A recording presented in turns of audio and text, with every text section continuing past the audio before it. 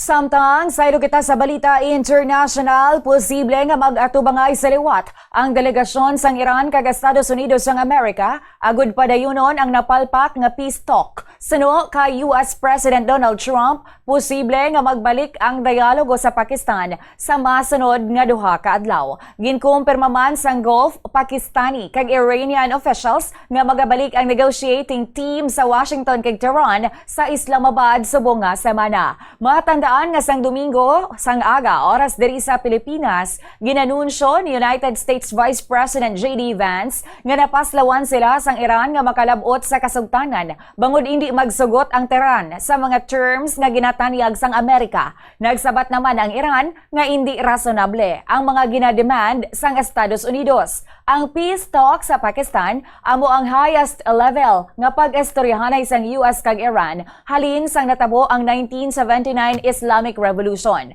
Bangod wala natigayon ang peace talk sang weekend, ginmando naman ni Trump sa US Navy nga balabagan ang mga barko nga nagasulod kag nagagwa sa Strait of Hormuz nga amo naman ang nagpasaka liwat sang tensyon sa Middle East kag naging rason man kung nga nagtimbuok liwat ang presyo sang langis sa global market.